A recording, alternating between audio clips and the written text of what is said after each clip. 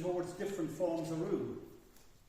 It's not normal to have anti-trade union laws that make unions illegal. It's not normal to have, in Britain especially, home of democracy supposedly, the Public Order Acts that make any kind of protest illegal. And it's not normal to talk about lowering the level of criminality. But that's what they're preparing, because they're preparing for a kind of right-wing dictatorship. And I'm not saying that to scare people. That's because the economy is collapsing, that's what they're driven to. And they see the working class as the enemy, the same way as the CIA identified Gaza as the global threat to American interests. And as we all know, America's got interest in every little corner of the world. And the other thing I just wanted to briefly draw people's attention to, I mean, I know everybody knows about this whole business with Diane Abbott and this Hester fellow. Now, there's no big surprise the Tories are racist, right?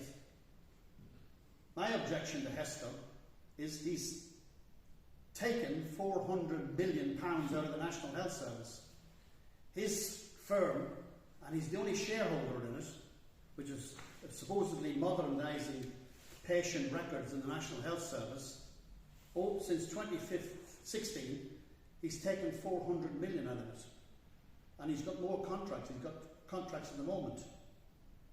And when they were discussing this business of what happened in the House of Commons, Diane Abbott, every shitbag Tory, Labour Party member and everybody and Bob's uncle got up and spoke about it. Diane Abbott stood up 54 times to speak and was not allowed to speak. So they're all talking about her. They're all talking about what's been done to her. And the person that it's been done to is not allowed to say her opinion.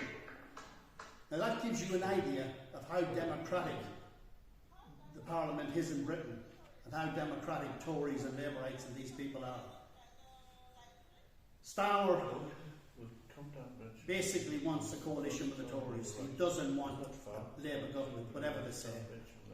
You know, because he knows that whatever happens after this election, it's right on the corner of his way.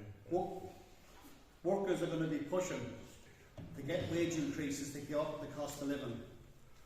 Energy's going through the roof. They keep telling us that prices are coming down, energy's coming down, it's going through the roof.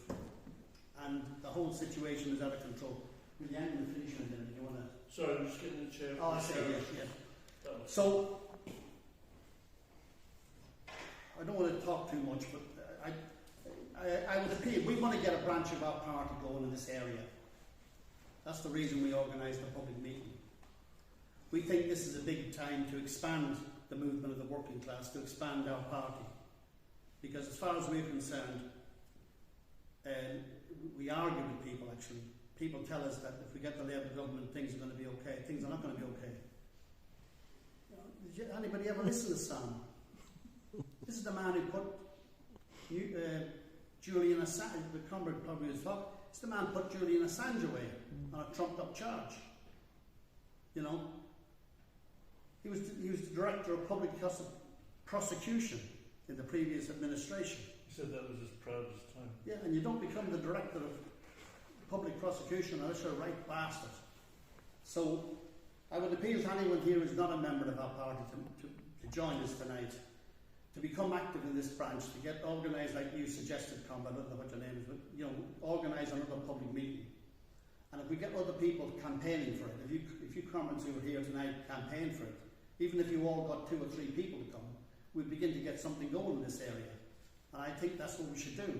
You know, we do need to expand. And the more we raise people's political consciousness, the capitalist class on a world scale, in Britain and America and all the rest, they rely generally on the fact that most people are ignorant of what's really happening in the world. And they want to keep them ignorant. You know. And, you know, that's why you should join. Thanks.